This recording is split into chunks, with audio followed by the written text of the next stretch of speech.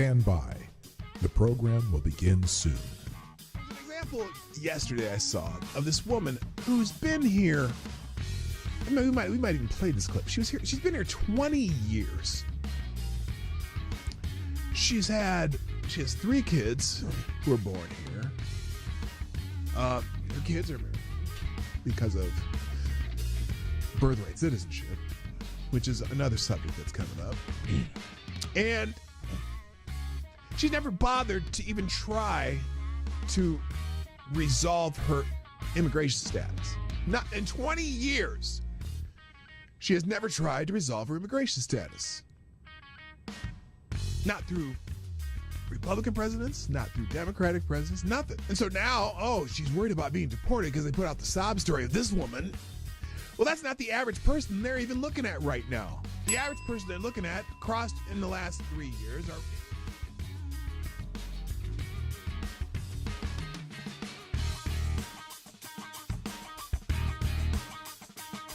CNN is cutting jobs to embrace the digital future. No, they're cutting jobs because, as I like to say, they suck. CNN is undergoing a significant restructuring, planning to lay off about 200 employees, which constitutes approximately 6% of its workforce. This move is part of a broader strategy under CEO Mark Thompson to pivot towards a digital-first approach, focusing on expanding digital subscriptions and reducing costs from traditional TV operations. Wait a minute. Didn't they already try the CNN subscription service, which failed miserably?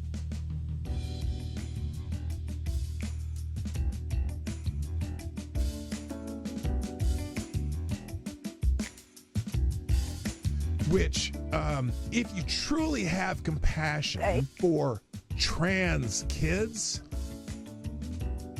you would allow them to all go through puberty, because 90% of kids who think they're trans change their mind once they go through puberty. That puberty is the fix for most of the problems. But you guys want the medicalization of kids and sterilization of kids and medical and surgical altering of kids who can't make that decision at 12 years old or 13 years old. Goddess Diablo asks, why is it when I try to show empathy and concern, people always misconstrue it? Last time I asked someone if their mom at least got a good check from the clinic that botched the abortion. Oh!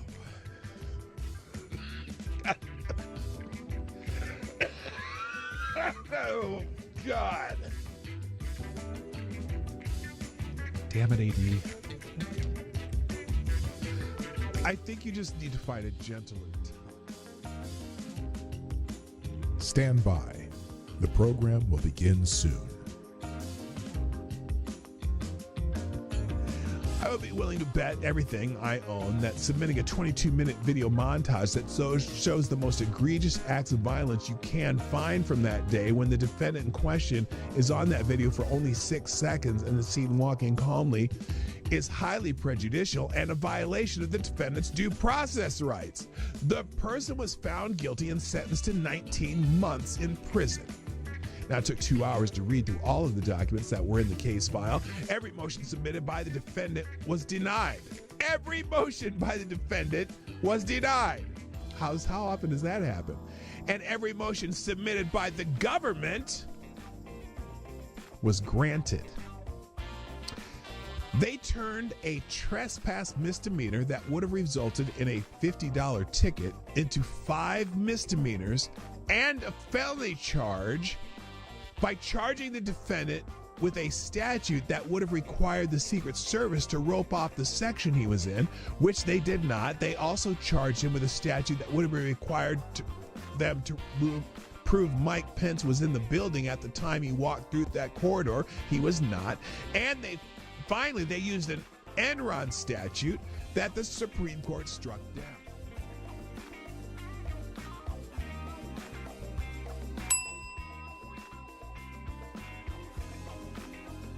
If you accept a pardon, you are admitting guilt. Period. That's the, because you can't be pardoned if you're not guilty. Whether he can preemptive part, whether he can issue The president's reportedly asking his staff whether he can issue preemptive pardons for himself, his family members, Rudy Giuliani. There's a simple answer: no. No, Mr. Oh, that you would can't? Be a gross abuse of the presidential it's pardon a authority. gross abuse of presidential pardon authority. Well, there you go. You accepted a pardon, Adam Kinzinger. You think you may have committed a crime. Oh, here, Jamie Raskin. Dirty Q-tip. Dirty Q-tip, Jamie Raskin. What else? What did he have to say? Well, the seeking of pardons is Yes, it's only on one side. Demonstration of the consciousness of guilt. Or at least the consciousness that you may be in trouble. Jamie Raskin. So shocking. Did he get a pardon also? Wasn't he on that committee? The seeking of pardons is... He was on that committee. I'm curious if you're going to condemn that part. Are you going to condemn that pardon? You know, Joe Biden pardoned a lot of people. Yeah, he should answer for that and explain. Lots of murderers, lots of drug dealers, lots of people who killed people. Commuted the sentence of a couple murderers. One who, in fact, one drug dealer who people died from taking the drugs that they sold them. Stand by. The program will begin soon.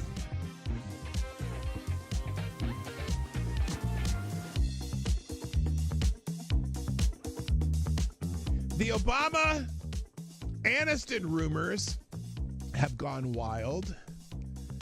Rumors have emerged on social media that suggest Barack and Michelle Obama might be heading towards divorce, with speculators linking Barack Obama to actress Jennifer Aniston. Those rumors have gained traction following Michelle Obama's absence from Jimmy Carter's funeral and the inauguration, and are based on tabloid stories and social media speculation without solid confirmation from the individuals involved. So far, they're still rumors, and I don't know why people are perpetuating them, but it is kind of fun to perpetuate rumors like that. No one's come out to out and out deny anything. That's the weird.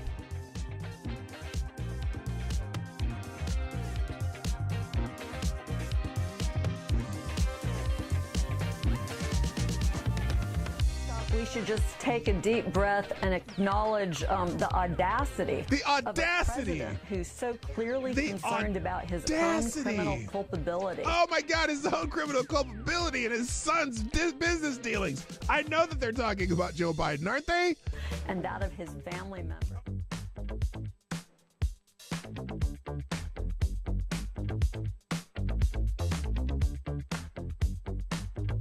Like the boy asked, are cats really soul suckers? Yes. Yes. That's why I'm not into cats. Dogs, man. I'm a dog guy. Have got to say, is there an aisle in the grocery store that is less objectionable to have sex in? Where do you come up with this shit? Dude.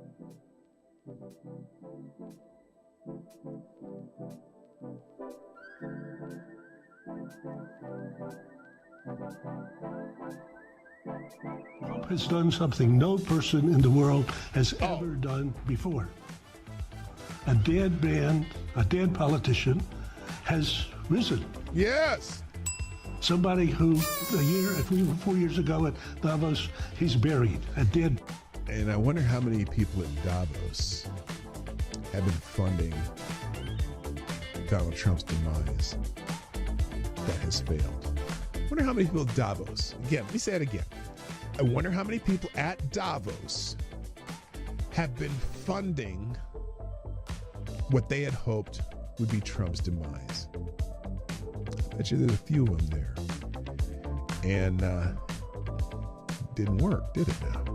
Didn't work now, did it? Politically known to me.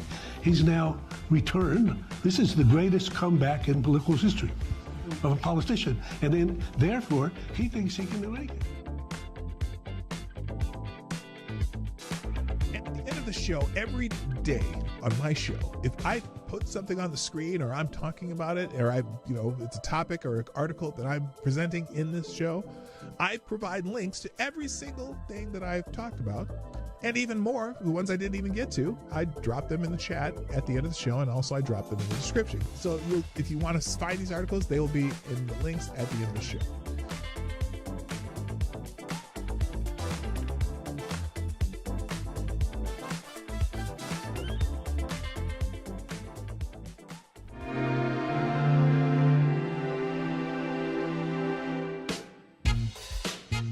Ladies and gentlemen, coming to you live from the Lucky Dog studio in a hidden location somewhere in the upper Midwest of the United States of America, it's a brother making his own way but with all the wrong opinions. Welcome to the Morning Night Live with your host, the one and only Dawg Knight. Happy Friday. I don't know why I said it like that. Good morning, everybody. Welcome to Morning Night Live. I'm your host, Marty, also known as Dawg Knight on the internet. Welcome back to the Dawg Knight Channel, where we're wasting away again in Margaritaville. I didn't know. I'm surprised. Well, maybe I'm not surprised, but that margaritas were popular in El Salvador. As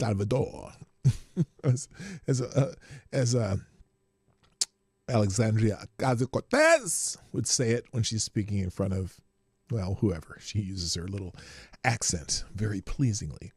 Anyway, hi, how y'all doing? Happy Friday. It's the 18th of April, 2025. And it's another day and another day where why does my thing look like that again? Gosh darn it. It drives me insane. I'm a little melancholy because I'm still this case in Texas is just it's pissing me off. You know it is. And I know that y'all, not all of you agree with me on what my problem with it is, but it is certainly. Oh, that works. How's that? Yeah. Now let's see if this works. No, I don't want to. There we go. I don't want to saturate more. I want less saturation. There we go. There. Now I look like I'm orange again. That doesn't work. I don't know what's going on with this. It really just, I don't know why it annoys me so much, but it does. I try to make myself look good on camera, and it just doesn't work. Maybe it's probably I'm working with bad subject matter. You know what I mean? I don't get this whole thing. Why does this do this? Let's go. Oh, that doesn't work. Let's try. It's something to do with the white balance. Or it could be the contrast. No, the contrast. There's contrast. Here goes the brightness, and then saturation, which is. Oh, this is so annoying. I want to look good on camera, and I don't want that stupid white shadow thing, you know. Not and as opposed to the white shadow. Remember the white shadow, that show on TV about the basketball coach? I like that show. Although I suppose people now would assume that was racist. But anyway, happy Friday. Got a lot to talk about, and also it's Friday Q&A, so don't forget that that little thing up there at the top of the chat where it says ask me anything. Oh, there we go. Now, I still don't understand. Where's the... It's not white balance. What is it? It's hue. Oh, that's what's wrong. The hue's all messed up, and I can't change it. It's not letting me change the hue. I did not know that. Oh, backlight. Ooh, that doesn't work. Oh, you only get two choices on backlight. How about gain? Does that do anything? I don't even know what gain does on these things. I've never done it before. Am I boring you yet? Is this a great show? Oh, there we go. Now I look almost normal. Ha! It took a second. Anyway, how y'all doing? I am just sitting here boring you to death when we got things to talk about. Happy Friday. Let's say hi to everybody and get this thing going because, you know. And also, if you haven't shared the stream yet, do so. I'm unpinning the message because I'm going to pin something up there. It's Friday Q&A. Click that if you have asked me anything. And as you know, people do ask me just about anything. First in the chat today, of course, Mr. Avocados Diablo gets the bell.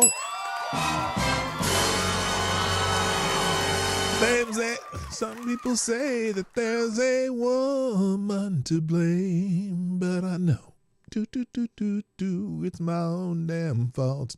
Good morning, Mike Savage, Blarg, Somnambul Nation, what's up? JB's in the house, Scribe Light, Dog Thrapple. Also, good morning, Tyler F. and Jaeger Pony, my favorite Canadian. Who else is here? That it? It's a K-Show. What up, Kirsten? How you doing? Yeah, it's a little light, probably because still getting people walking in the door, but 15 people, 7 likes. Make that ratio a little better. Should at least get to 90% today. And try jaundice, Marty. Am I looking jaundiced now? Okay. Good Lord. Good Lord. I can't be looking jaundiced. What the hell did I do there? What the hell? Why isn't this working? Here, let's put a little more warmth into my face. How's that sound? I'm gonna go with this configure video one last time, and we're gonna get this right. Can we get some warmth in my face? What is it? White balance? Oh, nope, that's not. Close enough. It looks like I'm coming back to where I was. Oh well. In the immortal words of Elvis Presley, fuck it. All right. Let's see. Today is a special day. Well, there's a lot of things going on today. Obviously, it's Good Friday. If you're a Christian or whatever, Catholic, because I know some people don't equate Christians and Catholics, even though they're both followers of Christ. Tony Dungy, the great coach, former coach of the Minnesota Vikings, and also Indiana. He actually won championship with the Indianapolis Colts. But anyway, he says, we call it Good Friday, but now but on that day, nothing seemed good. It was dark at midday. Jesus had been crucified and was now dead on a cross. All his enemies were celebrating, and it seemed Satan had won. But fortunately, the story was not over because God was not finished. And so that kind of tells you. I mean, yeah, they call it Good Friday only because those of us who are Christians know what's coming, and it's just part of the prophecy. So there you go. So Good Friday. I'll say Good Friday to those who celebrate Good Friday. And then there's other Holy Fridays trending. All kinds of things are trending. They do the Stations of the Cross on this particular. This particular post, so you can find that. I'm not going to go through these, but I just let you know. And also, Happy Easter's trending because, hey, it's on Sunday. It's Easter, so we'll wish everyone a happy Easter. Here's a good meme though. Easter was actually originally a pagan holiday. In this case, it says, keep complaining, and we'll take Toyotathon and make it a Christian holiday too. But you just lost Shark Week. That's not Shark Week is a week-long Christian festival now. So there you go. That's kind of a funny meme because you always people talk about, Easter's a pagan holiday. Well, yeah, we chose to celebrate Easter this week for some reason. It may not be the actual week, but got to put it on a Christian calendar and make a holiday because it's an excuse for the Postal Service to take a Monday off. I don't know. And also, Sinners is trending. Now, it's not because apparently there's a movie called Sinners, but what's fascinating is that you get a movie called Sinners debuting on Easter Friday. Or is it Easter Friday? I don't know. Oh, no, wait. So anyway, this is a movie by Ryan Coogler and Michael B. Jordan. And haven't seen it, but it's kind of appropriate to have a movie called Sinners trending on Easter Sunday.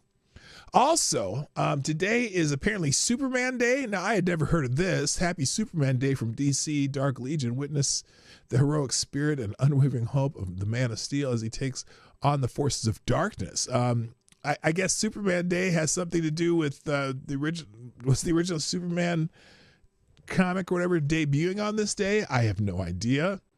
But to those who are into DC stuff, happy Superman night. Oh, the 19th was Superman Day. Well, this says today. It says Superman Day is today. Maybe it's tomorrow. I don't know. Anyway, happy Superman Day. And also, good morning. Mrs. Hayes is in the chat.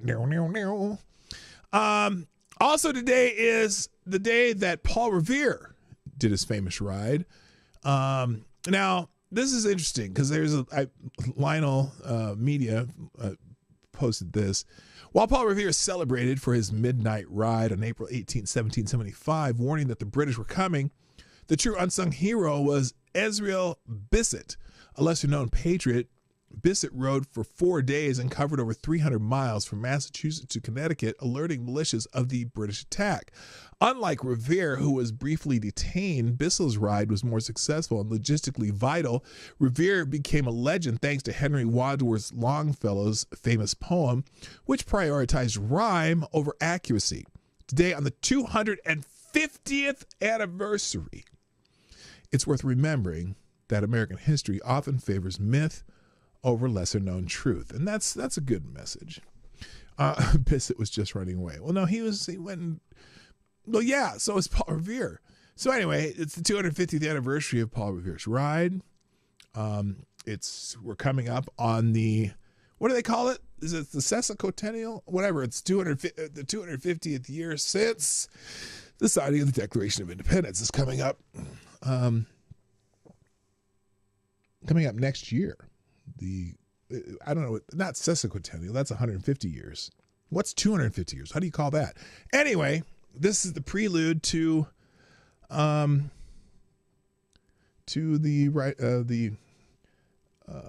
writing of the Declaration of Independence. So anyway, also let's see, and then again, 250th anniversary of Paul Revere's ride.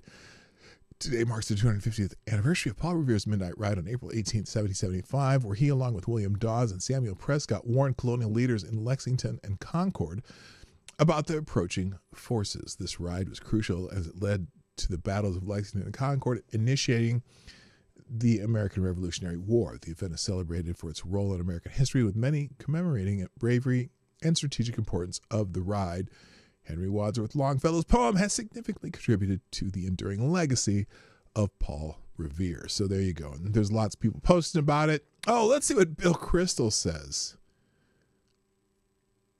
Oh, Bill Crystal didn't go political on it, so good for him. So lots of people posted about Paul Revere's ride. So 250. The 250 is semi-quicentennial. Is that correct? Sounds good to me. Good morning, Ms. Wild Wolf. I see you in Somnambule Nation. Thank you for that information. Let's see. Also, and I got a whole bunch of special days. I didn't pull up the calendar, but there's a bunch of them trending on Twitter. This one surprised me. Today is National Lineman Appreciation Day, honoring the unsung heroes, and we're not talking about your tackles and guards and centers, and sometimes your tight ends. No, we're talking about the people who keep your electricity flowing. Today, communities and utility companies across the United States are celebrating National Lineman Appreciation Day, recognizing the essential work of linemen and line workers. Yes, even the Wichita linemen. These professionals are celebrated for their dedication to maintaining and restoring electrical services under often very hazardous conditions. From local utilities to national organizations, there's widespread gratitude expressed for their role in ensuring power supply to homes, businesses, and public services, highlighting their bravery and commitment to community and safety and reliability. So yeah, I mean, look, pretty much everything we do in the United States relies on electricity in some way. And so, yeah, this is probably one of those days that we don't appreciate enough. The mostly men who do that work, hats off to you. There you go. In fact, here's one that says, today you have thanks to hardworking men and women who answer the call no matter what time or weather, putting their lives on the line to ensure the power is on. Our National Lineman Appreciation Day. Join me and thank a lineman for keeping our nation powered. So there you go. That's awesome. And then celebrity birthday today. Today's celebrity birthday is Mr. James Woods, great character actor, and thorn in the side of liberals because he's has a very conservative, I would say even MAGA slant to his political leanings, and that puts him in the crosshairs of a lot of dumbasses and people who just can't take opposite opinions. So happy birthday, James Wood. Now, this is interesting. How do Republicans hold all the power and yet can't bring criminals to justice, but Democrats push all these hoaxes and just through and hold hearings nonstop? Well, that's then and this is now. Sorry. What up, Arthur Nix? How you doing, my friend? Nice to have you in the chat. I owe you a time on the show. I know that. I gotta get back with you on that. Also, who else just showed up? Amazing Disgrace is in the house. Every day is National Pipe Layer Day. Oh, good Lord.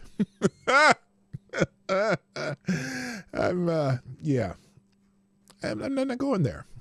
All right, now some breaking news this morning. Breaking news. Just this morning, about an hour or so ago, Director of National Intelligence Tulsi Gabbard says under President Trump's Directive for Transparency released approximately 10,000 pages of previously classified documents related to the assassination of Senator Robert F. Kennedy. These documents stored at the National Archives include government investigations, internal communications, and various theories about the assassination. The release marks a significant move toward transparency, with more documents expected to be disclosed in the future. So here's what Tulsi Gabbard wrote this morning on X, the app formerly known as Twitter. Nearly 60 years after the tragic assassination of Senator Robert F. Kennedy, the American people will, for the first time, have the opportunity to review the federal government's investigation thanks to the president's leadership and commitment to maximum transparency. And she put this press release here, which I'm just going to, well, it'll be in the links. Let's not go through that. It doesn't have to be. We don't have to do that, but let's see. There we go. There you go. It'll be in the links at the end of the show if you want to read the actual news release. But yeah, that's significant. I'm sure there'll be people going through that with a fine-tooth comb. However, I still am wondering about a certain other file that needs to be declassified, and I'm sure that you know what I'm talking about. Rhymes with referee Sepstein. That's what it rhymes with. I was trying to think of find something that rhymes, and I came up with the perfect choice. All right, real quick. Also, thank you to people who shared the show this morning, and we'll get into some news after that, which obviously that breaking news is news, but thank you, Ms. Wild Wolf, Mike Savage with the Let's Us Go. Also, Resolute Germ with, wait a minute, Jimmy, what's his name? Jimmy Hart. Jimmy Hart on the Daily Wrestling lineup. Let's go. Ms. Wild Wolf, what about Margaritaville? Isn't that where all the drinks go down nice and smooth? Yes, they do, Ms. Wild Wolf. That's a good question. Also, people retweeted my tweet of the show. Resolute Germ, JB, Kirsten Shull, K-Shull. Uh-oh, what happened there? Uh-oh. Sonny speaking. What the hell happened? It disappeared. Oh, it's because somebody else added to it. Where are we at? There it is. Let's see. K-Shull, Ty Alexander, Man-Squatch, Jaeger Pony, Arthur Nix, Somnamble Nation, and Scribe Light, Dog Thrapple. A few other Let's Go's. There's the Ric Flair, Woo! Daily, and Friday. Thank God it's Friday. Anyway, all right, so there we go. And JB and everyone else, thank you for tweeting out the show. Greatly appreciate it. All right, let's move on. So we did RFK assassination, Tulsi Gabbard. Oh, if you're a Canadian or Canadian friends, advanced voting begins today in Canada. Advanced polls for the Canadian federal election opened on April 18th, which is today, and will continue until April 21st, operating from 9 a.m. to 9 p.m. local time each day. Various political parties, candidates, and organizations have actively encouraged voter participation, accessible through voter information cards and online via Elections Canada. So if you're Canadian, get out and vote and do your part to maybe get rid of Mr. Carney. I don't know if that's going to happen. Yeah. So, my Canadian friends, answer me this. Let's say, by some crazy notion, is it I don't know the names of the party. The Conservatives win, the Pierre Party, whatever. But they can't get a coalition. The Liberals and all those other weird parties all get together and say they still want Mark Carney as prime minister. Is that a possibility? Is that still going to happen? I heard Carney imploded a bit. I don't know. Got to watch the debate they had. Oh, I haven't seen that either. I do want to see that. Anyway, there's people out there. Advanced polls are open today, blah, blah. You can find voting locations. Vote to put Hamilton first. Vote today. You mean like the... No, I'm not going to say it. Anyway, if you're Canadian, vote. All right, other news today. Apparently, the Trump administration is fighting back against the rogue judge's contempt ruling. I don't know. Is that Boasberg? The Trump administration has just shown exactly how to handle judicial activism by fighting back with everything it has in a bold move that's sure to have the Democratic establishment sputtering with rage. Trump's legal team filed an immediate appeal Wednesday evening against Judge James Boasberg's outrageous contempt threat. The judge's unprecedented power grab attempted to block crucial deportation flights, and he's learning the hard way that the Trump administration isn't taking this judicial overreach sitting down. This is from PJ Media. The administration's legal response was swift and devastating. How's it devastating? It's just they just filed the appeal. Sometimes they go too far with this. Who wrote this? Margolis? Yep, it is Margolis. But its appeal systematically dismantled Boasberg's ruling, pointing out how it represents a massive unauthorized imposition on the executive authority and directly contradicts recent Supreme Court precedent. So here's let's see, is this from the actual appeal itself? No, this is a Fox News summary, but here it is. The Trump administration's brief appeal to the D.C. Circuit Court does not include any new details, as the facts of the case have already been heard by the district and appellate court. The appellate court last month used a 2-1 ruling to uphold Boasberg's temporary restraining order. The Supreme Court, however, ruled 5-4 last month that the Trump administration could resume its deportation flights under the Alien Enemies Act so long as individuals subject to removal under the law were given due process protections and the opportunity to pursue habeas relief, or the ability to have their case heard by a U.S. court prior to their removal. Boasberg said Wednesday that the court found that the Trump administration had demonstrated a willful disregard for his March 15th emergency order, which temporarily halted all deportation flights to El Salvador under the Aliens Enemies Act, a 1798 statute providing such deportations during a declared war between the United States and any foreign nation or government, or any invasion or predatory incursion by a foreign nation. And so the latter part of that, because obviously it's not a declared war, but they're describing it as an invasion or predatory incursion, probably the latter. What makes the pushback so satisfying is how it exposes the left's double standard. When Trump follows the law and exercises his constitutional authority to protect American leftists, cry contempt. But when Democratic appointees like Boasberg ignore Supreme Court rulings they don't like, crickets from the mainstream media. So basically they're arguing that he is following the Supreme Court decision.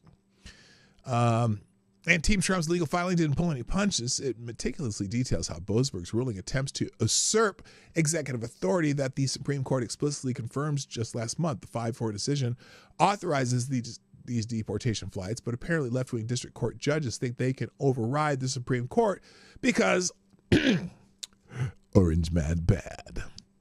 Good morning, Jethro Hetero. I didn't see you show up, but you're in the questions, so there you go. And also on the honorable mention list of favorite Canadians, hello, Special K on Acid. All right. So anyway, I guess Margolis, they let's just put it this way: they're appealing it. They're not taking it sitting down and saying, "Mr. Boasberg, Judge Boasberg, fuck off."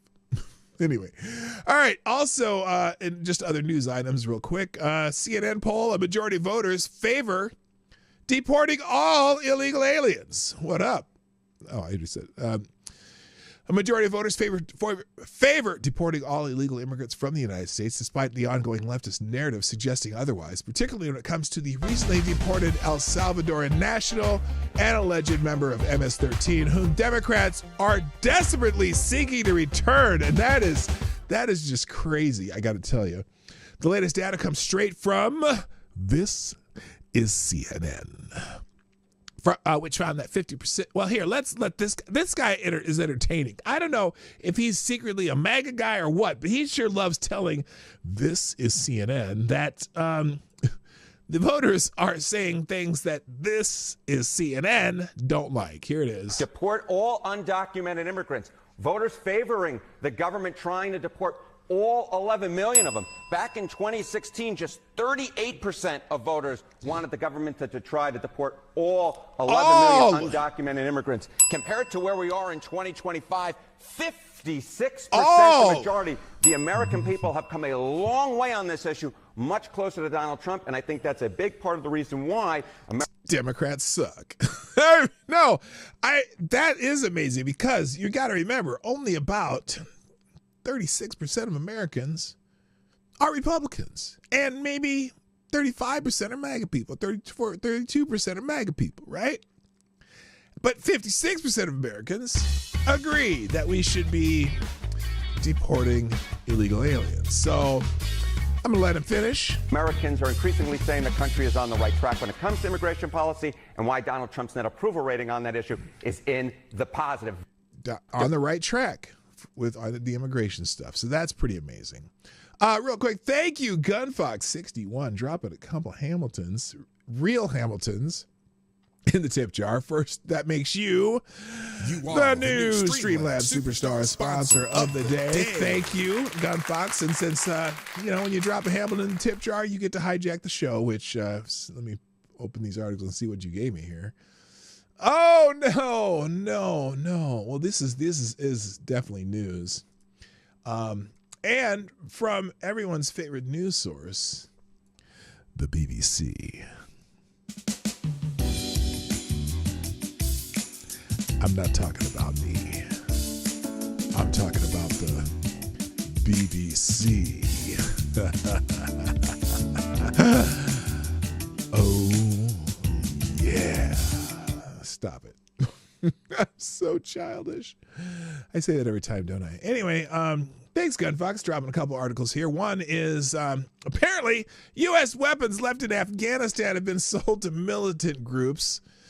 Sources, now I always get concerned when they say sources, tell the BBC. 500,000 weapons obtained by the Taliban in Afghanistan have been lost, sold, or smuggled to militant groups, according sources have told the BBC, with the UN believing that some have fallen in the hands of Al-Qaeda affiliates. Fan-fucking-tastic! The Taliban took control of around 1 million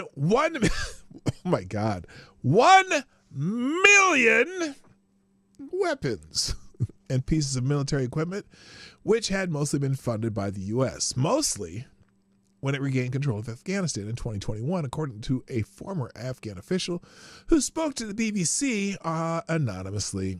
As the Taliban advanced through Afghanistan in 2021, many Afghan soldiers surrendered or fled, abandoning their weapons and vehicles. Some equipment was simply left behind by U.S. forces. A cache included American-made firearms such as M4 and M16 rifles, as well as other older weapons in Afghan possession that had been left behind from decades of conflict. Sources have told the BBC that the closed-door UN Security Council Sanctions Committee in Doha late last year, the Taliban admitted that at least half of this equipment is now unaccounted for. So they've lost a bunch of it, as well as just been selling it off, probably so they can feed these starving children in Somalia or something. Well, no, that's not what they do with it. They buy better shit. Anyway, a person from the committee said they had verified with other sources that the whereabouts of 500,000 items was unknown. So, yeah, that's not good, including road vehicles, small arms, all kinds of shit, helicopters. They left all kinds of shit there, and now a bunch of it's unaccounted for. So, holy moly. Also from Gunfox61, this article, and by the way, dropping another Hamilton in the tip jar. Thank you, sir. Whoops, what did I do there? All right, here, and then here, let's see this article. Oh, the Ukraine peace talks. Marco Rubio is over in wherever he was. The U.S. will not abandon. Okay, here it is. This is a good update on this, too. The U.S. will abandon. Oh! U.S. will move on from Ukraine peace talks if no progress soon. Oh! I was reading that wrong. The U.S. will abandon trying to broker a Russia-Ukraine peace deal within days unless there are clear signs a truce can be reached, U.S. Secretary of State Marco Rubio has warned, we're not going to continue with this endeavor for weeks and months on end, Rubio said, adding that the U.S. had other priorities to focus on. Russia launched a full-scale invasion of Ukraine in 2022 and has placed a number of conditions on any potential ceasefire.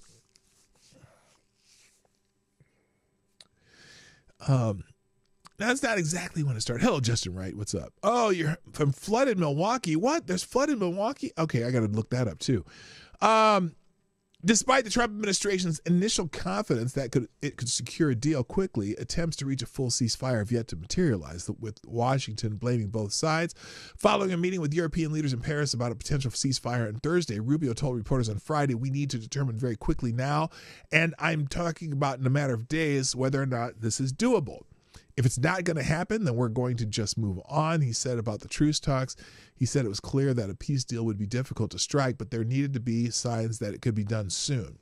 U.S. President Donald Trump has said before he re-entered office that he would stop the fighting in the first 24 hours of his presidency. So obviously there's some lefties mocking that, which, you know, I mean, if they want to do that, that's fine. I think Trump might have got a little too confident when he said that in the first place. Kremlin spokesman Dmitry Peskov, when asked to respond to Trump saying he expected an answer from Russia on the ceasefire, said, quote, the negotiations taking place are quite difficult. The Russian side is striving to reach a peace settlement in this conflict to ensure its own interest and is open to dialogue, he said. The comments come as Russian strikes on Ukraine continue. On Friday, Ukrainian President Volodymyr Zelensky said in a post on X, the app formerly known as Twitter, that Russia has launched a volley of missile attacks that killed 2 people. Okay. During a meeting with Italian Prime Minister Giorgia Meloni in Rome on Friday, U.S. Vice President J.D. Vance said he was optimistic about ending the Ukraine war. Quote, I want to update the Prime Minister on some of the negotiations between Russia and Ukraine and also some of the things that have happened on even in the past 24 hours, he said. I won't prejudge them, but we do feel optimistic that we can hopefully bring this war, this very brutal war, to a close. So there you go. And then there's a lot of other information in the article. But so are things going as peachy as they hoped? No.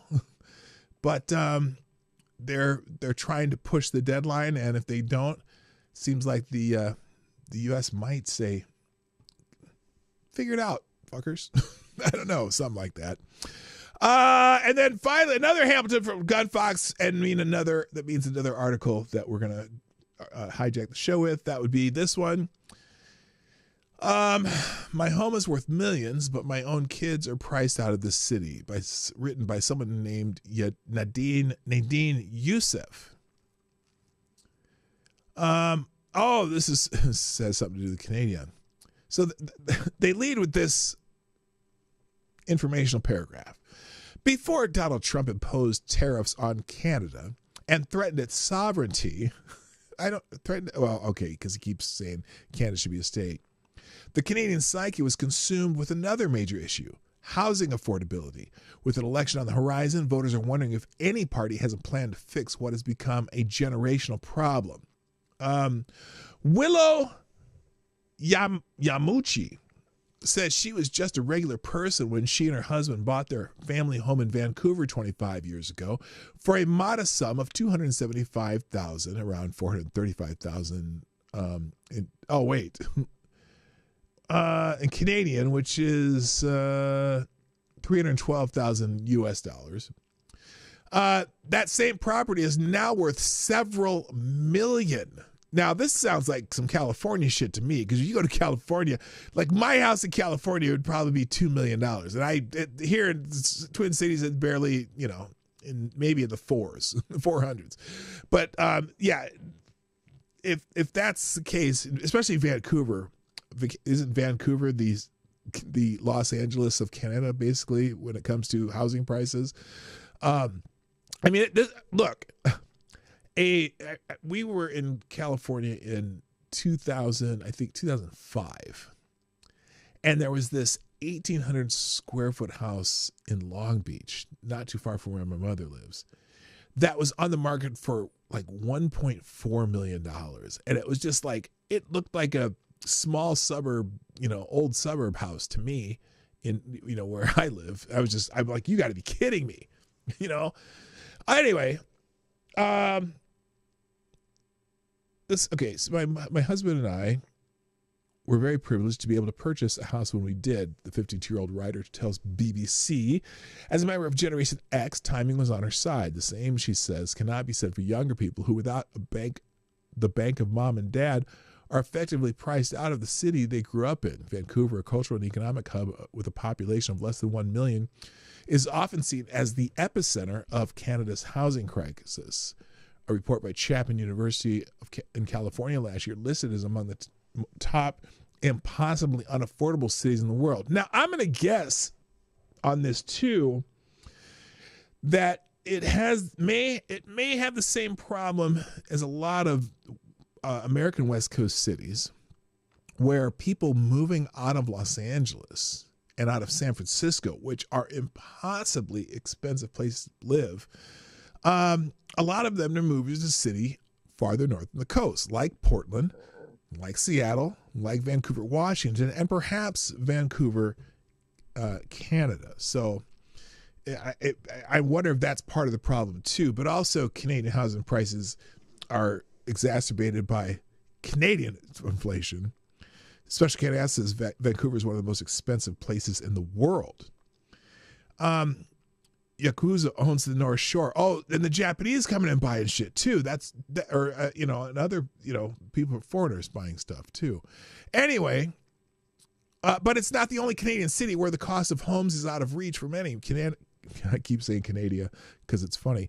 As a whole, has one of the highest house price to income ratios among developed nations. In 2021, the average household income after taxes in Canada was around $88,000, according to national data. The same year, the average home price hit $713,000. Oh my God.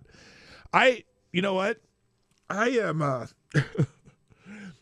because both of my kids have bought homes in the last 2 years. My daughter and her husband 2 years ago. Now they live in a little farther north. They went farther out of the Twin Cities metro to buy a house they could afford, and it's a very nice house. It's bigger than our house, but it's way less price of our house. And my son just bought a house in Denver, and so I go, gosh, I feel for people who have kids who can't do that, and it seems like Canada may be a huge problem. The gap is even larger in major cities like Toronto and Vancouver. For many Canadians, housing is one of the top issues in the federal election, eclipsed only recently by U.S. President Donald Trump and his tariffs on Canada. Before Trump, concerns on housing affordability had boosted the Conservative Party, which has consistently been seen as the best equipped to fix the crisis. But then a trade war with the U.S. came along, and it catapulted the governing Liberal Party to the top of the polls. Even with the Trump factor, the topic featured prominently in the two election debates this week. During the French language one, moderator and journalist Patrice Roy displayed figures showing how much homes prices had increased in Montreal, Toronto, and Vancouver in the last decade. I'm sure this won't come as a surprise, Mr. Roy told federal leaders before asking for their plans on how they could fix the crisis. Polls show young people are especially worried about the housing crisis and what it means for their future. Speaking to students at the University of British Columbia's Vancouver campus, it quickly became clear that the issue was on the top of mind for many. Many said they have either opted to live at home during their studies to save on costs, or are paying anywhere from $1,100 to $1,500 for a single room near campus. My God, that's a lot, even in Canadian dollars. Often in a home shared with 5 or 6 others. Emily Chu, a 24-year-old who is in her final semester at UBC, says that she at one point had to delay her studies by 2 years in order to work, as she struggled to afford paying both tuition and rent. She now shares an apartment with her older brother, and who works full-time and pays the majority of the rent. Ms. Chu considers herself one of the lucky ones. As for home ownership in the future, she says, that's not even possible for most people her age. Everybody kind of assumes that we can't ever own housing. Young professionals with well-paying jobs like Margaritaville are also priced out. The 28-year-old director at Vancouver-based nonprofit Resource Works. Well, wait a minute. You work for a nonprofit. What up, lunatic? Hello, John Arnott. She told the BBC that she has considered moving into the neighboring province of Alberta due to its lower cost of living, despite being a lifelong committed Vancouverite. Well, and that's something you can do too, but still. Calgary, Alberta's largest city, saw housing price increases by 15% in 2024 for the previous year, as the city experienced its highest population growth rate since 2021 because people are leaving other provinces. The root causes of Canada's housing affordability crisis are complex. One of the main issues is that supply has not kept up with the growing population, which has driven up costs for both buyers and renters. The Canada Mortgage and Housing Corporation, the National Housing Agency, estimates that more than 3.8 million homes need to be built in the next 6 years to address this shortage. So, it's the same issue that's happened in a lot of big cities in the United States. This goes on and on for a while, but yeah, it's a common problem. And someone's in the chat, Justin says, as far as housing, my parents built a home in 2001 for $175,000. It's now worth over $700,000 because the Chicago businesses came in and bought out the land because of how cheap it was. Yeah, that's, in the United States, there's places because of, there's multiple factors where a lot of housing is being taken up by immigrants. A lot of houses are being bought by foreign companies. A lot of houses are being bought by corporations and speculators. And so the price of homes in many places have gone up drastically. I mean, I look at, it's funny. I live in a neighborhood with a hot real estate market. We bought our house when we bought our house, it was a foreclosure. I mean, we got it for very cheap. Let's just put it that way. I'm not going to say what we got it for, but now it's probably the value's tripled, and now we're looking at finally downsizing. But Chicago's 3 hours away from my parents in Wisconsin. Oh, okay. Wait a minute.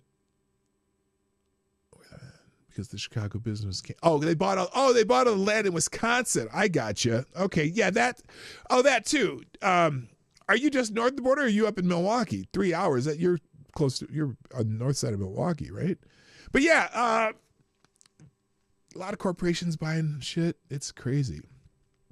Move to Tennessee when you downsize. It's warm here and our whiskey is better. We've thought about that, but we have grandbabies in the Twin Cities, or north of the Twin Cities, and we really don't want to move to Denver. It's a lot more expensive at Denver. We've thought of moving to like the Ozarks. It's really cheap to live down in the Arkansas, other side of the Arkansas line of the Ozarks. I mean, or we've even considered. We're not ready to actually do that yet, but we've even considered moving to Poland because that's supposedly it's really cheap to live in Poland if you're an American expat. Although they're getting a little tired of American expats moving there. Anyway, I don't look old enough to have grandbabies. I know, I don't. But yeah, my daughter has 2 kids, so I'm a grandparent. All right, thank you, Gun Fox, for those articles. That's some great stuff. How much time do I? Oh, I'm doing good. Okay, I'm doing good. Now I got just a few other things before we get to Friday Q&A. Jemele Hill is trending, and I was like, okay, why is Jemele Hill trending? Apparently, she was on This Is CNN, on that same show that that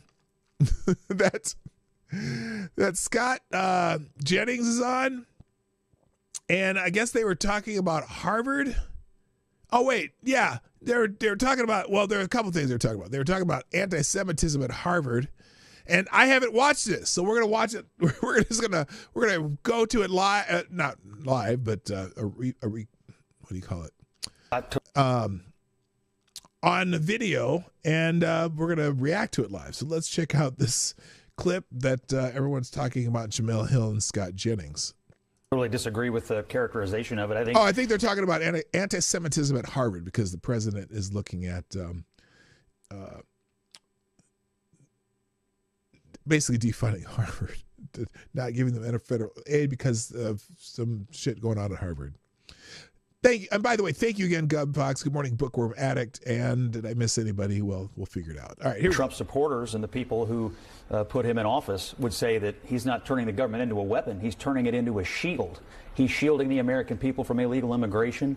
He's shielding the American people from having their tax dollars used for ridiculous purposes. All of these things that you mentioned, you may call them weaponization, but a lot of people would say we need a shield against a lot of these bad actors and bad institutions. You didn't address any of the things that I actually did bring up. I mean, he's saying to American universities, you need to admit a certain number of conservatives. I'll address the universities. Or you will lose your tax-exempt status. No, he's not saying that. No, you're not. Oh my God. Are you saying that the anti-discriminatory policies that these actually advocating not basically following the Civil Rights Act of 1964, not admitting kids based on the color of their skin, it means you have to admit conservatives? No. But hey, look, a little ideological diversity in the universities wouldn't hurt, but that's not what he's asking. Holy shit. Anyway, what's she saying? He is saying that he signed an executive order in the White House saying investigate 2 individuals who told the truth about the last election and criticized me publicly. That is weaponization. Regarding the universities, first of all, he's creating, I think, a shield for the Jewish students on campus who have been the victim of horrible anti-Semitism. And he's saying to these universities... Oh, why'd you give that face, Jamel? Oh my goodness. You're saying they haven't? Interesting. And not saying that well, yeah, I would say, well, the Palestinian protests aren't necessarily anti-Semitism, but some of the elements of them are. And blocking Jewish students from going to certain places on campus. Yeah, that may be. I don't know. In the name of Palestine versus Israel? I don't know. You cannot simply screen out all viewpoints that don't adhere to your anti-Western civilization Absolutely worldview. No one is doing that. Absolutely they are. No, they're not. What evidence do you have that they're screening? I've been on a college campus recently, and I can certainly use my eyes and ears. These are hotbeds of anti-American and anti-Western civilization activity, and everybody knows it. And there's no dissent on these campuses. Oh, so wait, now MAGA wants DEI. Everyone's afraid. Now they want to be included. Like now they want affirmative action for them. Like that's cool. So you now. admit that you want universities to exclude everyone but the radical? No, because there's no proof that they're actually being excluded. Because there isn't. 96% of contributions from Harvard faculty went to Democrats. What else you got? Okay, so you're talking about contribution. I'm talking about what people's political viewpoints are. Who is teaching people? So if they were such I know. a weapon, I used to teach there. Believe me. Okay, so clearly you used to teach there, right? Yeah, I was treated like an exotic zoo animal. Trust me. Oh, I'm sure. The faculty is not conservative. Believe me. Oh, okay. So at Harvard, I just imagine all of these conservative politicians that go there. They go there because they don't feel welcome. They just go there to go there. If you're trying to come on here tonight and argue that Harvard is a hotbed of conservatism, I'm not. I'm just saying that they're not. So are we going to do the same thing at Baylor? Are we going to do the same thing at Liberty? Are we going to invite more liberal thought to those universities? I think if public universities or any university taking public funds is violating the civil rights of Jewish students or actively screening out conservatives and conservative viewpoints, we need to have a conversation. Or what about discriminating against people of color? Can we keep because I agree that Jewish students should be safe. Doing that? I agree with that. I think that I become a better debater and a smarter person when I actually get to have discourse with people like you that I don't mostly agree with on the political views. But I also get a seat at the table, and I don't get to be discriminated against, and black people and brown people and queer people also don't. So if we're going to protect one class... Wait, what? At Harvard? They're discriminating against black people and queer people and whatever else she said there? I'm not buying that. Can we agree to protect all classes? What university is doing that? I agree, but what university is doing that? I just want to know what what class of people right now on American campuses is facing the kind of pushback that Jewish students are anywhere? We do know since the affirmative action decision that came down about 18 months ago that the number of people of color who have been admitted to institutions have decreased because that's a policy that actually... Because why? And look, I want people to go where they're most likely to be successful. And I don't think it has anything... Oh, my God. Do you include Asian students in that, people of color? Yeah, their numbers are down too. No, they're not. No, they're not. Not Asian students. They're not. Not since they've had that ruling. But they actively discriminate against Asian students. Actively. More than anybody. The Institutes of Higher Learning. And you know what? I don't care if the best universities have Asian, mostly Asian students. If they're there based on their production in the classroom, whatever. And they can find ways to admit more people, but the fact they're denying people with just out of this world scores and activities and stuff, it's amazing to me. So that's not a whole lot of Jemele Hill in that clip, but let's see. Let's try this one. Let's see. Oh, this is 9 minutes of it. Oh my God, we're not going to go 9 minutes. Having Jemele Hill on politics isn't helping CNN gain credibility. All she does is complain and never speaks about solutions. She's left-wing radical. Let's see what this is. More Jemele Hill. Else would help if you didn't wildly put tariffs in place that don't make any sense. That would probably help more. Where do you think the tariffs don't make sense? China. I mean, the big one. China? Does not make any sense. Does it make sense to have tariffs on China? No, it doesn't make sense to have this level of tariffs on China. That entire What level do you prefer? Well, not 145%. Give me a number. Again, not 145%. How about 144? Again, how about 275? I mean, you seem to be very definitive that this number is wrong. No, I just wondered because the economy is telling me that it's wrong. Scott, do you think what economy is telling you it's wrong at this point? Has anyone, I mean, certainly some business may have seen the effect of tariffs. Certainly luxury good businesses do. But what, and again, so now that we're finding out with some of these luxury goods, I'm not going to listen to Jemele Hill anymore. But now that some of these luxury goods items, places are seeing the tariff thing, right?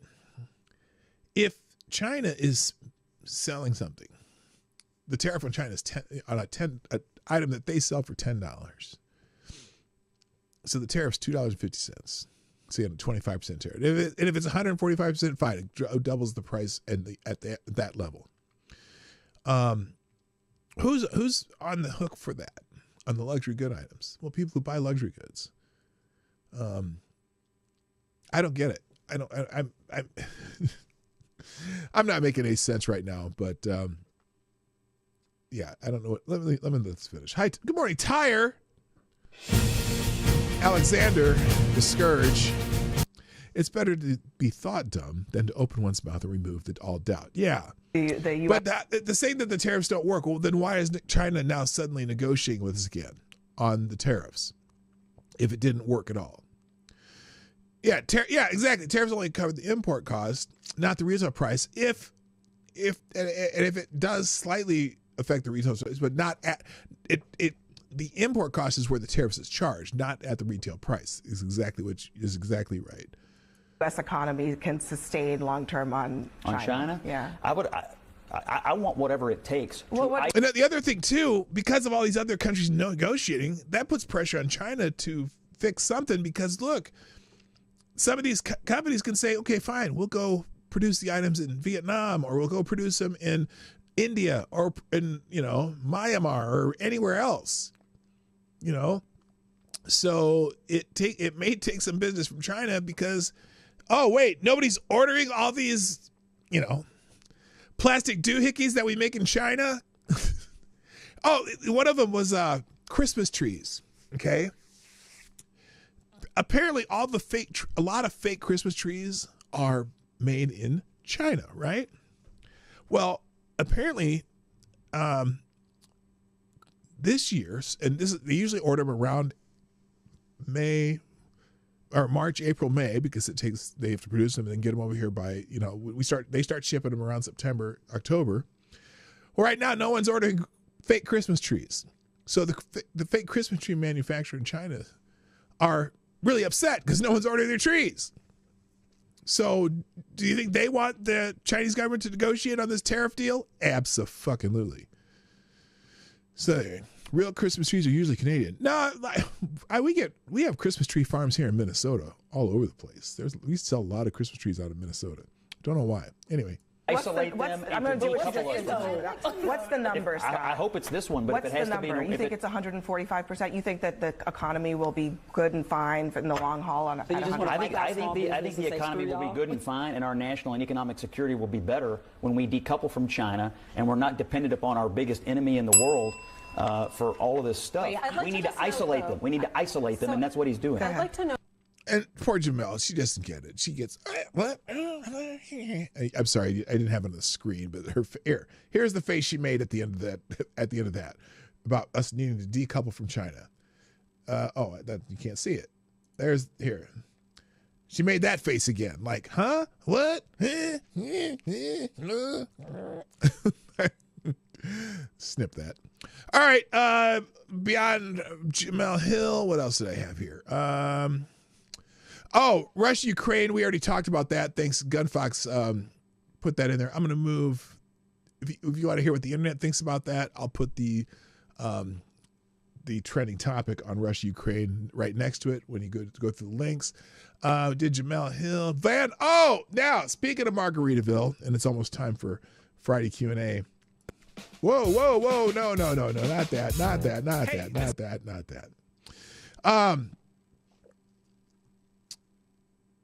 Where was I? Right here.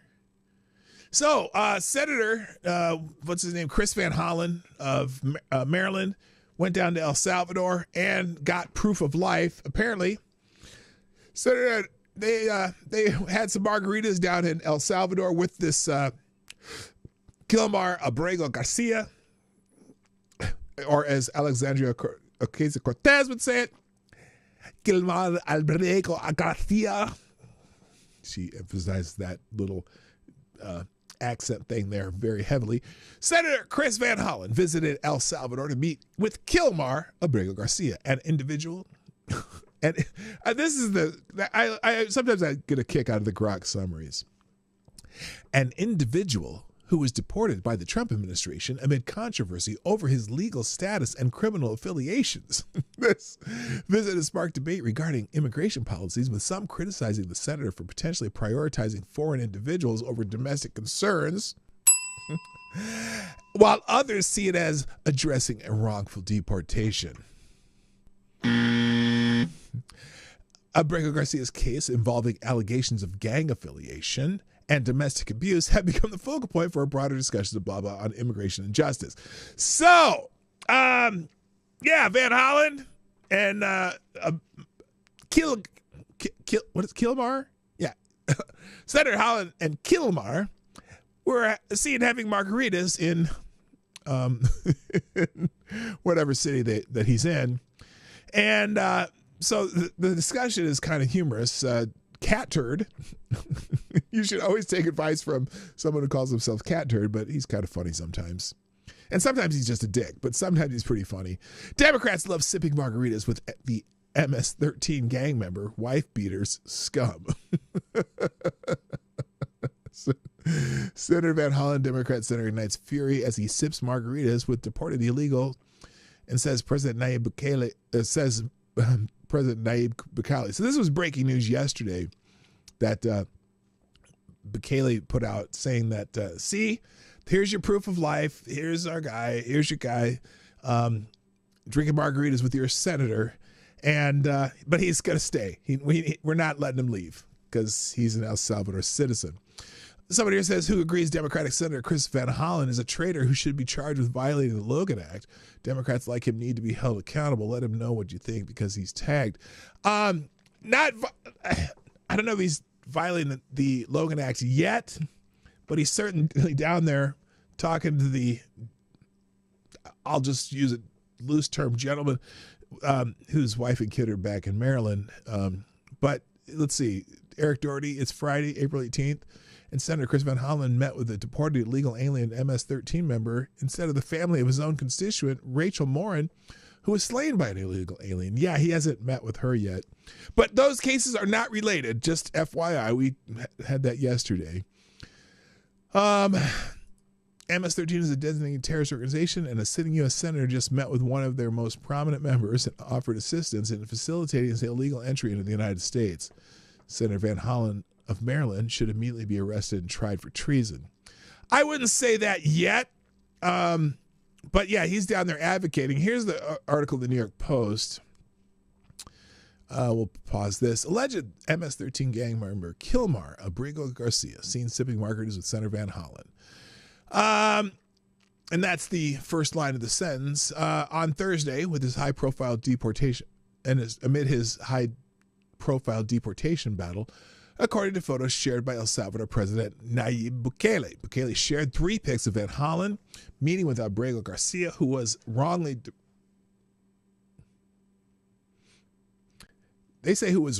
deported to El Salvador's notorious mega prison last month, lounging in the country's tropical paradise with what appeared to be salt-rimmed drinking glasses containing an unknown liquid and a cherry. So, assumingly margaritas, but, you know, Kilmar Abrigo Garcia miraculously risen from the death camps and torture, now sipping margaritas with Senator Van Hollen in the tropical paradise of El Salvador, Bukele said in an X post on Thursday night. Now that he's been confirmed healthy, he gets the honor of staying in El Salvador's custody, Bukele said, who said earlier this week that he has no intention of returning Abrigo Garcia to the U.S., that he had written that in a separate post. Van Hollen traveled to the Central American nation this week to push for the release of the illegal migrant and purported MS-13 member. The excursion sparked outrage from the mother of the murdered Maryland woman Rachel Morin, 37, who was ruthlessly killed by Victor Martinez Hernandez, a different Salvadorian illegal immigrant who was convicted Monday of the 2023 murder.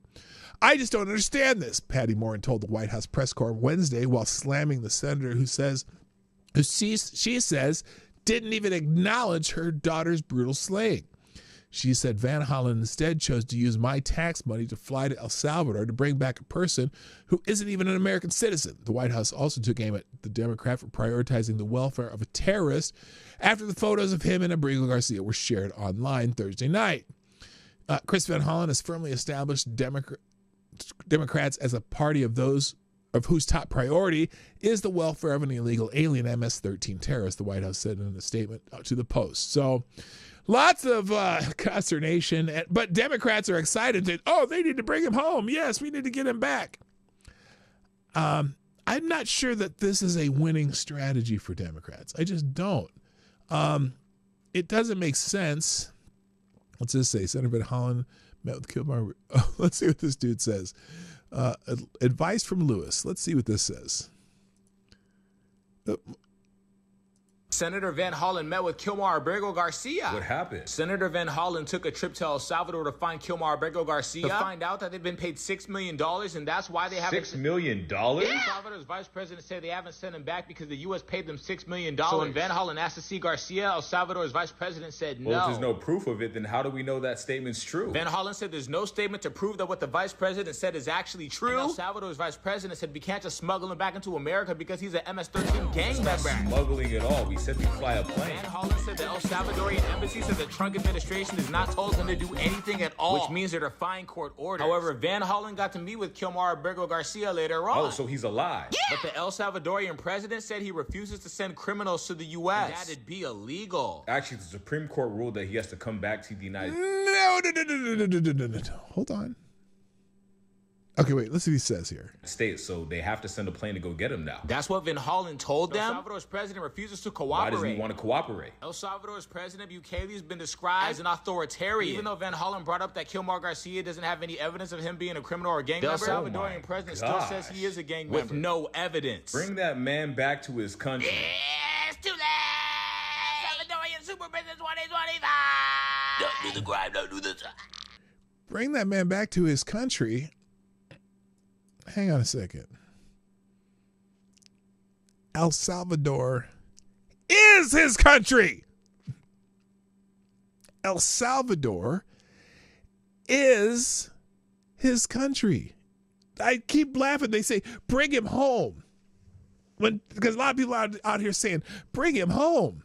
Bring him home. Bitch, he is home. He's an El Salvadoran citizen.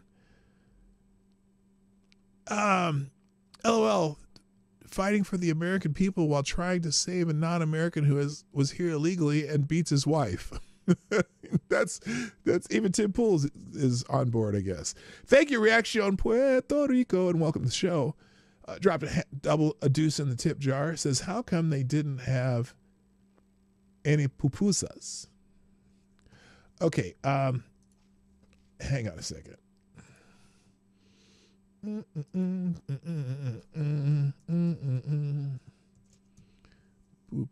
Pupusas. Pupusas is that a drink? Oh, pupusa recipe. Pupusa is what's the most popular, the most at Mañana restaurant? A pupuseria. What the fuck's a pupusa? It's some kind of is that like a Ecuadorian tamale? What's a fucking pupusa? I've never heard of that before. That's a dumb thing for me to say. Pupusa recipe. Here we go. Oh, I see. They're like, is that? Well, here's what they look like in the end. Pupusa. Right there. Pupusas are great. Not as good as pastillos, though, but still good. Poo is the main ingredient. No, it's not the main ingredient. But anyway, is that the correct pupusa? Are they filled with something, or is it just kind of a unleavened bread kind of thing? I don't know. Anyway, all right. Enough about that. Let's. So I've the aggregators there. There's a bunch of articles. I basically got through everything I was going to do today before Friday Q&A because, of course, ladies and gentlemen, it's that time for Friday Q&A. Not to be confused with something Fonzie would say. All right, Friday Q&A. I've actually done it on time for once because, I'm trying to stay on, get my back on my schedule a little bit. First question today on Friday Q&A. JB asks, samurai films or westerns? Which is better? Wow. That, for me, that's tough because I dig both of them. Hello, Selecta Boy. Yeah, boy.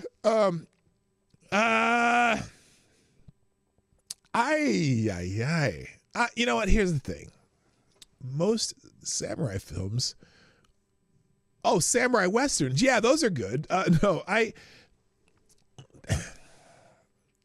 would have to say westerns for me just because I speak English. There you go. Avocados Diablo asks, do Muslim women look for a man who can bring home the bacon, or do they look for someone who can bring home the falafel? Neither. They look for a man who can bring home the goat and not violate the goat.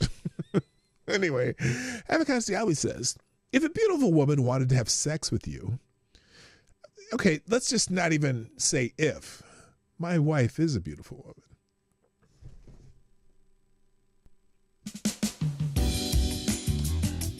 Oh, yeah. But I'll answer the question. Let's see. Stop. If a beautiful woman wanted to have sex with you, but you had to dress like a Hare Krishna, sing gypsies, tramps, and thieves as you rode a baggage carousel so she could get off, is that a deal breaker? Are you saying my wife is a little freaky deaky? That wouldn't be awful. Let's just say, because some of the shit you say is awful. That wouldn't be terrible. I might agree to that. It doesn't. I don't. Now it depends on where this happens. Because if it's a baggage cart through the airport, well, then I'd be a little bit apprehensive. But if we just bought a baggage cart home and dropped it in the basement, I might think about it. So there you go. Thank you, Reaction Puerto Rico. Another 5 spot in the tip jar by YouTube Super Chat. It says, Abrigo used his family's pupusa business, allegedly being extorted by a rival gang in his withholding of removal petition. Oh, okay. I did not know that. But also, yeah, right. The key words in that sentence, rival gang, which means he was in a gang that had a rival that he was afraid of going home to. So there you go. Thank you, reaction. Let's see. JB asks, who is the better Black Sabbath frontman? Ronnie James Dio or Ozzy Osbourne?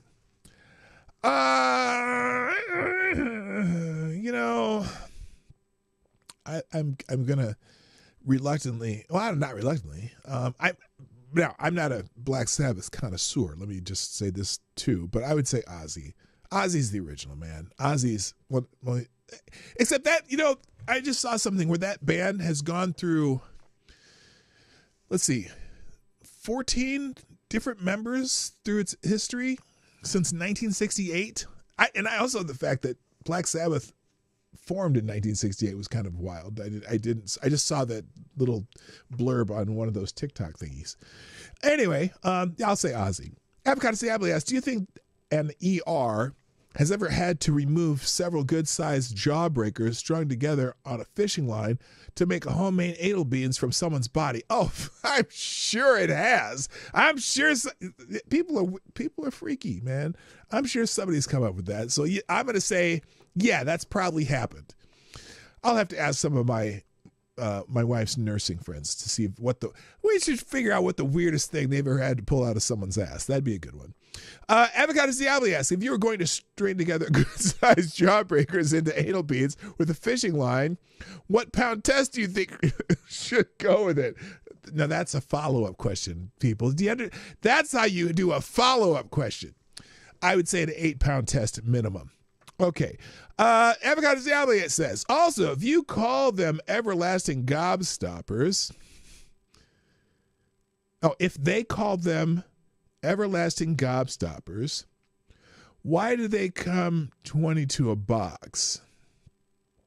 Because they'll always make more. There you go. Avocado Diablo asks, would stabbing someone with an icicle made from lemon juice be a little too cruel? Oh, I don't know the freeze point of lemon juice, but yeah, that would be, that'd be worse than putting salt in the wound, I think.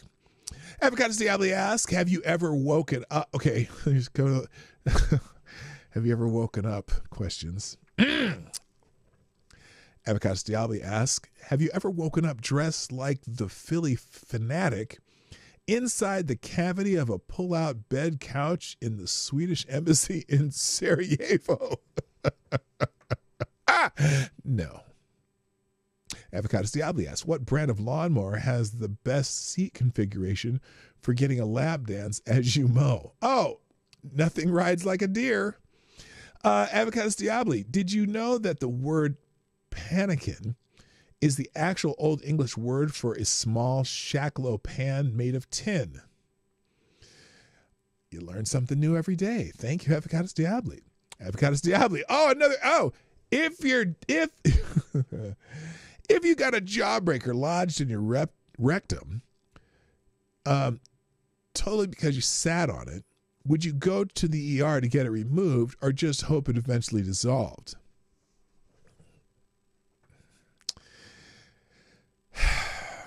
You know, you would just probably wait till the next poop. Maybe take a little X-Lax, get something to push it out. I don't know if I don't want to have to explain a jawbreaker stuck in my rectum. I'm sorry. I just would have to do some natural seepage or natural, what do you call it? Pushage? I don't know what you call it. Avocado Diablo asks, have you watched that speech Biden gave the other day yet? Just watching the first 10 seconds of it will pretty much show you what the entire thing was like. Shoot, we should do that. I have not. Avocado Diablo, have you seen what Candace Get Off My Screen Owens has been going on about lately? The whole Jews have blackmail on him over a sex scandal thing. That bitch has lost it if she ever had it. I do not watch Candace. I literally, if Candace shows up on my screen, it's gone immediately. I can't. It's funny because I have a friend at work who listens to her somewhat, and he's always asking me, "Oh, did you hear that Candace said this?" And Candace said, "No, I don't." She's she's gone into some wild shit lately. I can't do it. Avocados Diablo asks, if you could control a person's mind for 5 minutes and make them do anything, whom would you pick and what would you make them do? 5 minutes? Can you get done in 5 minutes? I don't know. I'd probably have some rich fucker transfer some shares of their company to me if it was going to stay successful. Ms. Wild Wolf asks, if you could put any two different culture of foods together to create something new, what would they be? Maybe, let's see.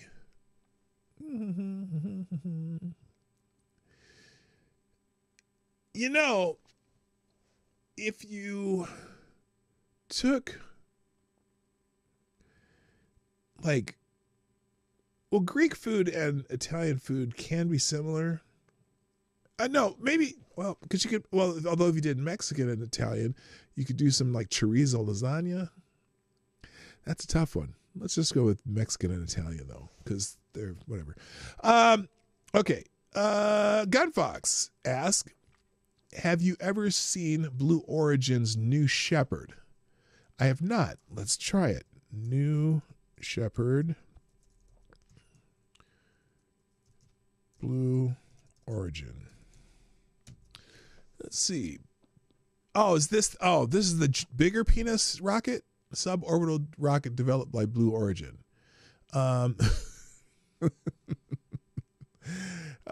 This is the is this the same?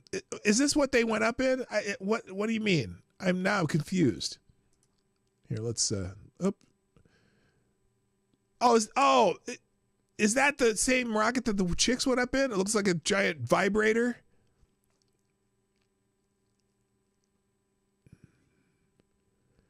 Is that what you're talking about? I'm not sure. That was the one they just launched. Oh yeah, the one that looks like a giant vibrator. Yeah, how appropriate. I'll put a link to the space trip featuring an all-female crew. No, an all-female crew. No, it was one crew and the rest were female passengers because they weren't the crew. But anyway, all right. Where we at? Jethro Hetero asks, would you ever meet Jethro in real life at Taylor's for a maid rite, or is that weird? I was just there last week, 30 miles from my home. Abso-fucking-lutely I would. In fact, I'm probably down in Des Moines for the Drake Relays.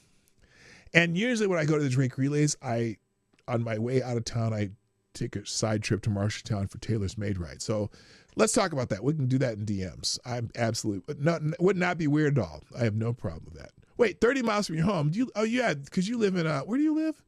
Like generally, anywhere, 30 miles from Marshalltown at least. Avocados Diablo asks, do you think we, the U.S., are in a new Cold War and space race with China? I wouldn't say we're in a space race, but we're in obviously a kind of a economic trade war thing. Except it's not really a war because China's starting to buckle, I think. Wait, I did not ask that. You didn't? Who asked that? Oh, that's Gunfox. I'm sorry. Gunfox asked that. Yeah, kind of. Oh, and Grinnell. Oh, okay. Grinnell's a nice little town. Grinnell College. Avocados Diablo asked, let's fix this. What are the chances Van Hollen's visit to El Salvador will end the same as Leo Ryan's did in Guyana? Now, I'm not sure exactly what you're referencing other than Guyana is where Jim Jones ended up. Here, let's just say I'm glad Senator Van Hollen didn't get arrested. Let's put it that way. Avocados Diablo asks, you're having a threesome with a gold medalist in both women's gymnastics and women's figure skating. Which gets the majority of your attention?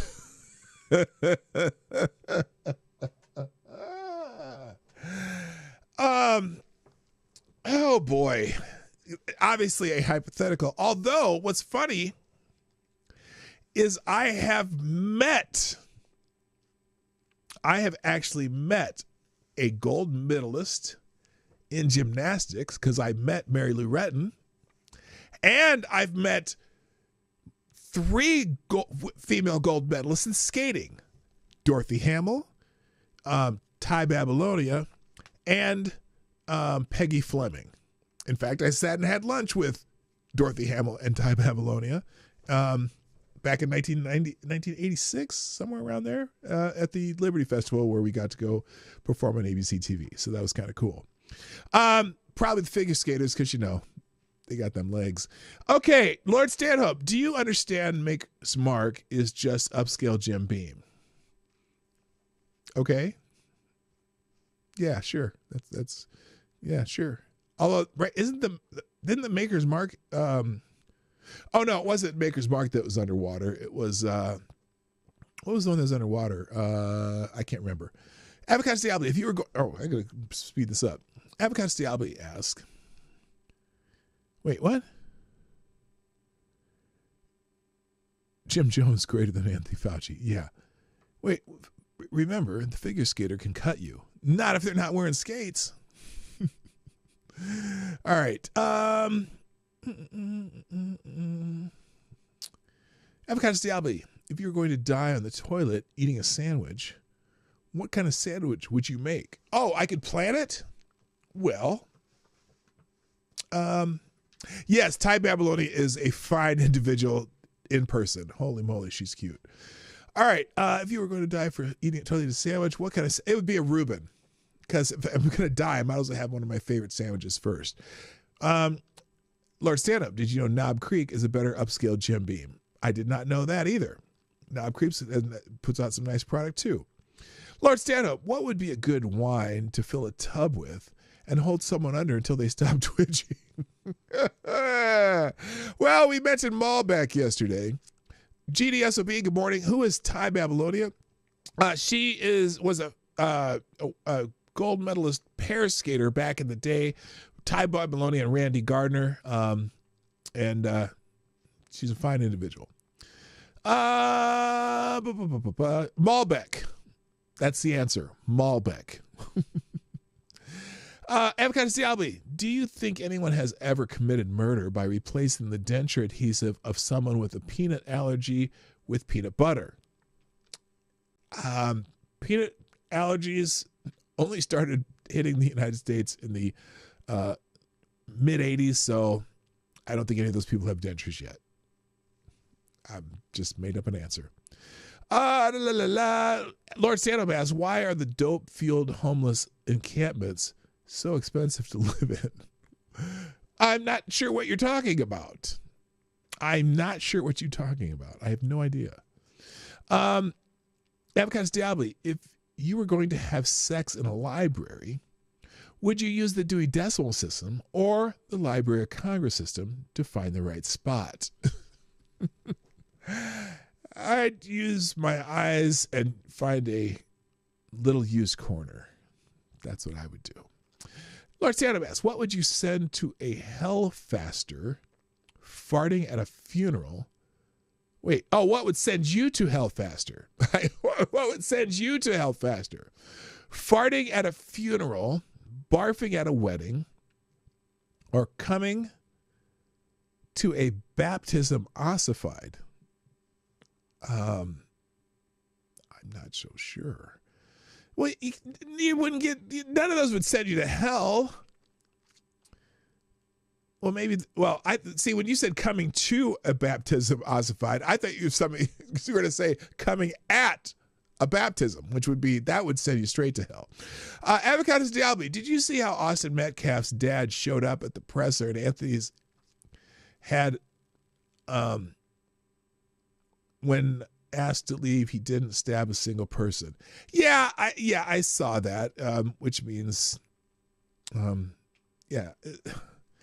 I saw that question yesterday, and I was like, I wouldn't expect that to happen. That would have sucked if that would have happened. Avocados Diabli, have you ever hung upside down while you dropped LSD behind your eyelids? Yeah, no, haven't. I haven't tried it. You have to tell me about that one. Neil, just talk about you. Anyway, Lord Stand Up, if you were a child of the 90s, would you like Creed and Nickelback? Well, listen, being a child of the 70s and 80s, so to speak, I don't have a problem with Creed or Nickelback. I thought they were pretty good bands, and I never understood why it became such sacrilege to like Creed or Nickelback. I think it's just a funny meme, if you ask me. Booker Romantic asks, how do we fight the hate? We got to fight it with logic. I don't know, man. And I know if that's in reference to what we were talking about yesterday, it's being exacerbated by some people who just need to shut the fuck up. It just is. Avocado Salad, what would make a better condom? A slice of bologna with a zip strip, a zip tie, or a slice of prosciutto with a rubber band? Probably the prosciutto, because you'd blow right. Prosciutto at least has some, at least it's probably a little stronger because it's chewier, whereas bologna, you'd blow right through that thing. Lord Stand-Up asks, are you a secret fan of Limp Bizkit? I didn't mind Limp Bizkit. What was wrong with Limp Bizkit? I thought they were pretty fun for their, 5 minutes. Lord Stand-Up, if only one could be racist against if one could be racist against stupid people, should they? I say yes. Stupid people is not a race, but I don't think so. I think eventually stupid people can be taught or trained. Lord Stand-Up, how much do you love Corey Feldman's music? No, you finally got me. No. I mean, although he tries, but no. Lord Stand-Up, price of steak and eggs are down. Price of cheap Chinese crap is up. Is that not fair trade? 100%. Avocado Diabli, if you knew the plane you were on was going to explode on takeoff, killing everyone on board, to whom would you give the ticket?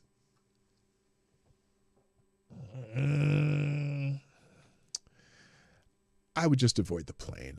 Even the worst person in the world. Oh, wait. Keith Olbermann. Never mind.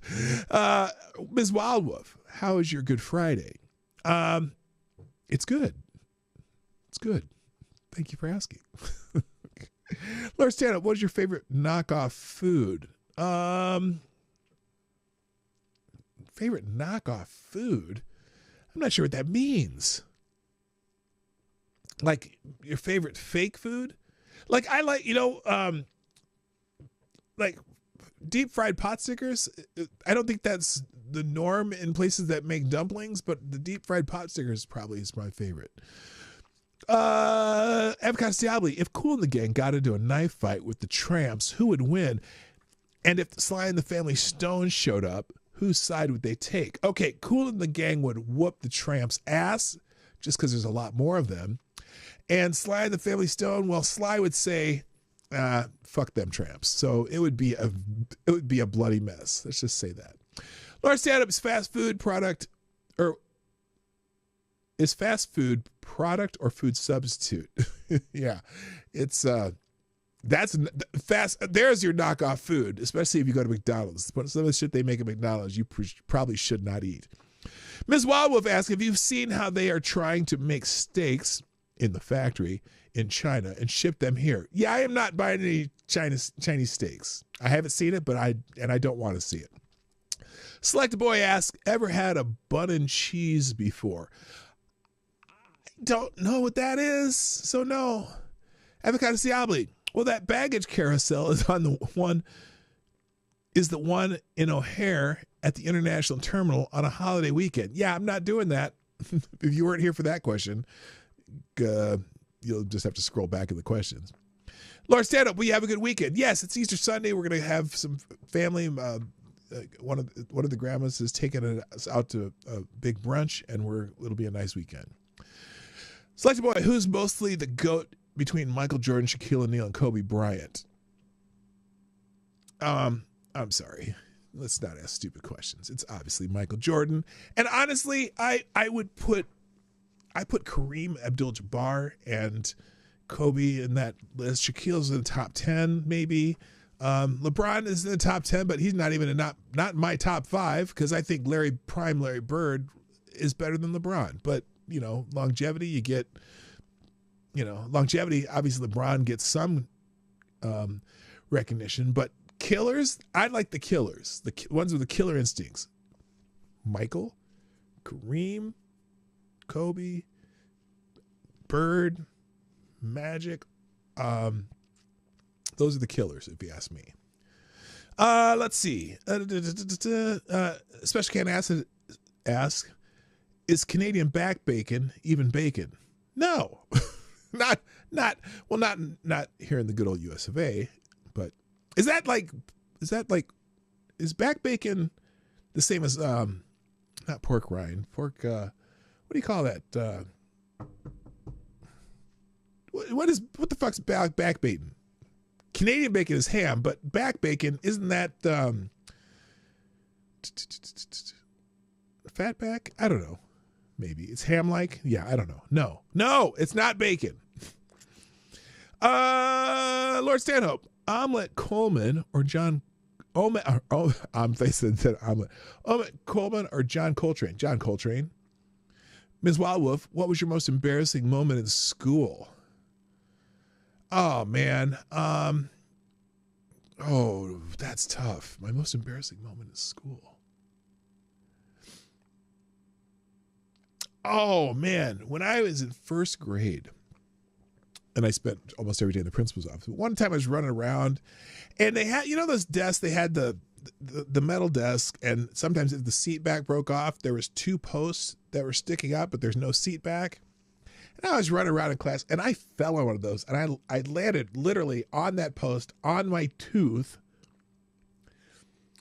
and the tooth went down into the post. I lost my tooth on that thing, and the tooth went down the post. That was embarrassing. And then I had to, to get the thing out for the tooth fairy. I had to fucking turn that desk over and shit. Let's see. Avocado Diabli, is this the last question? Close, but not quite. But no more questions, please. Avocado asks, why not? Because there's one after you.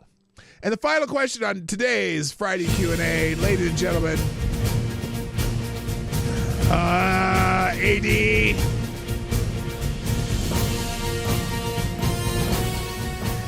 You ruined it.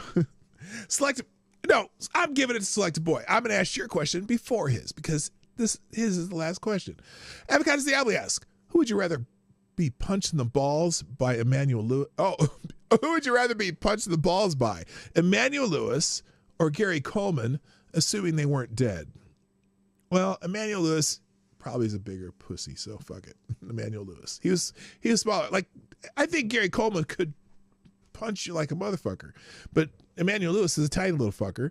Ms. Wildwoods asks, what is your favorite pop band? If you consider Earth, Wind & Fire a pop band, that's my favorite band of all time. And then finally, the last question, Selected Boy asks, if you had 24 hours to live, would you live like a mob boss? Nah, because I'm not into killing people, but I'd live like a sheik. There you go. That's it. No more questions. Sorry, I'm not answering it, Gunfox. Coke or Pepsi? Shit. Coke. All right, that's it. Thank you, everybody. I really do have to leave. Plus, I have to pee, so that doesn't help. Let me close this. Close this and close that, and we'll do the links to the show. There we go. It'll take a second. And all right, there we are. And share his webpage. There we go. Copy. Whoops, what did I do there? Oh, come on, fucker. Let's go. Come on.